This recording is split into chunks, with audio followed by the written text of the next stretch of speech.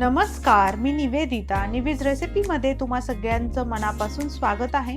आज आपण कॉर्नफ्लेक्स चिवडा किंवा मक्याच्या पोह्यांचा चिवडा कसा बनवायचा ते पाहतोय.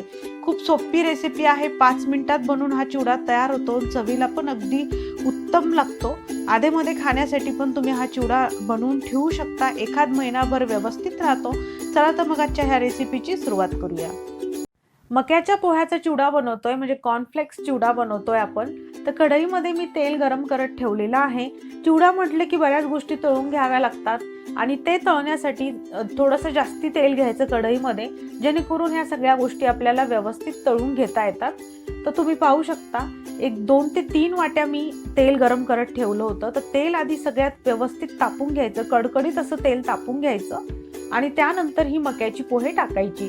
तर इथे मी पहिली बॅच टाकली आहे. अगदी थोडे करत करत तळून घ्यायचे. एकदाच खूप नका टाकू पोहे, नाहीतर अर्धे तळले जातात आणि अर्धे कच्चे राहतात.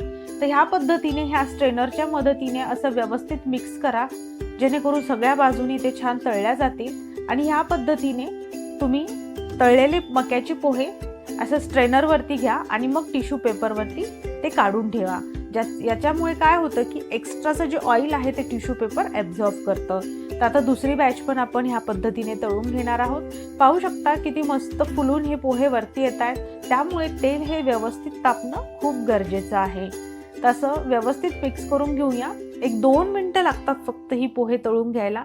1-2 मिनिटात ही पोहे बनून तयार होतात, तळून तयार होतात. फक्त तेल हे आधीच व्यवस्थित तापून घ्यायचं. तर आता ह्या पद्धतीने मी उरलेले सगळे मक्याची जी पोहे आहेत ते तळून घेणार आहे. तर आता इथे मी सगळी पोहे तळून घेतलेत. एका ताटामध्ये ते काढून घेतलेले आहेत, पाहू शकता. तर आता ह्यामध्ये आपल्याला साधारण मी 15 ते 20 काजूचे हे तुकडे आहेत, तर ते तळून घेणार आहे सोनेरी रंगावरती. तर ह्या पद्धतीने तुम्ही स्ट्रेनरच्या मदतीने तळून घ्या, जेणेकरून हे कलेक्ट करायला सोपं जातं. तर छान सोनेरी रंगावरती तळून घेतलेले आहेत. ते एका बाउलमध्ये आपण हे काजू काढून घेऊया.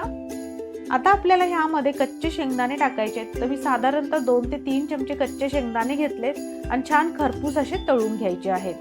तर ह्याआधी आपल्या चॅनलवरती आपण भरपूर चिवड्यांच्या रेसिपी पाहिल्यात, जसं की कोल्हापुरी भडंग पाहिलेला आहे, तळलेल्या पोह्यांचा चिवडा कसा बनवायचा, त्याचबरोबर कागदी पोह्यांचा भाजून कसा चिवडा करायचा किंवा साध्या मुरमुऱ्यांचा कसा चिवडा करायचा, हे सगळे चिवड्याचे प्रकार आपल्या चॅनलवरती ऑलरेडी आहेत. तुम्ही प्लेलिस्ट आहे दिवाळी फराळ अशी, तर ती प्लेलिस्ट तुम्ही चेक करू शकता. त्या प्लेलिस्टमध्ये तुम्हाला सगळे दिवाळी फराळाच्या रेसिपी भेटून जातील. तर आता शेंगदाणे तळून झालेत, तर भरपूर सारा कढीपत्ता घ्यायचा आहे. तर हा कढीपत्ता पण आता व्यवस्थित कुरकुरीत होईपर्यंत आपल्याला फ्राय करून घ्यायचा आहे. ही खूप महत्त्वाची टीप आहे. कढीपत्त्यामध्ये थोडंही मॉइश्चर राहिलं नाही पाहिजे. व्यवस्थित कुरकुरीत असा हा तळला गेला पाहिजे. त्याने काय होतं की मग चिवडा बराच काळ छान कुरकुरीत राहण्यास मदत होते. तर आता इथे कढीपत्ता पण मी व्यवस्थित कुरकुरीत होईपर्यंत मी फ्राय करून घेतलाय. तर आता सगळ्याच गोष्टी आपण फ्राय करून घेतलेल्या आहे. तर आता हा जो मक्याचा पोहा होता जो आपण तळून घेतला, एका मोठ्या भांड्यामध्ये मी टाकलाय, एका बाउलमध्ये मी टाकलेला आहे. त्यामध्ये आपण काजू, शेंगदाणे, कढीपत्ता हे जे तळून घेतलेल्या गोष्टी आहेत त्या सगळ्या टाकूया. काही मसाला टाकायचा आहे. तर मसाल्यांमध्ये फक्त लाल तिखटाचा वापर करतेय. तर 1 चमचा लाल तिखट वापरतेय. तुम्ही हवं तर हिरवी मिरची तळून ह्यामध्ये टाकू शकता. मग त्या केसमध्ये तुम्हाला लाल तिखट टाकायची गरज नाही. तर इथे मी अर्धा चमचा मीठ टाकलेलं आहे आणि अगदी थोडंसं इथे शेंदी मीठ टाकत आहे. तर मिठाचं प्रमाण थोडं जपून टाका, कारण आपण इथे शेंदी मिठाचाही वापर केलाय. तर शेंदी मिठामुळे छान चटपटीत असा हा चिवडा बनून तयार होतो. तर 1 ते 1.5 चमचा पिठी साखर टाकत आहे मी. तुम्ही शेंदी मिठाच्या ऐवजी चाट मसाल्याचा वापर केला तरीही चालेल. तर आता एका चमच्याच्या मदतीने हे व्यवस्थित घोळवून घेऊया. खूप नाजूक पद्धतीने ह्याला घोळवून घ्या, कारण हा जो मक्याचा पोहा आहे तो खूप कुरकुरीत आहे. त्याच्या चुरा होण्याची चान्सेस असतात. त्यामुळे हलक्या हाताने किंवा चमच्याने हे घोळवून घ्या. तर हा मक्याचा चिवडा बनून तयार आहे. झटपट होतो, बनवायलाही अगदी सोपं आहे. कमी साहित्यात बनला जातो. 5 मिनिटात बनवून तयार होतो.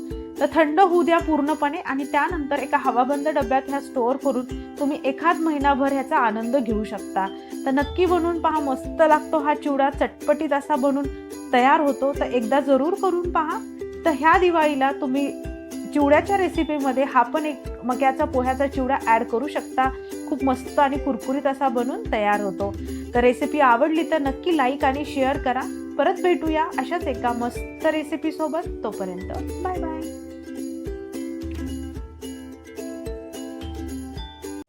Thank you for watching. Please like, share and subscribe and also press the bell button.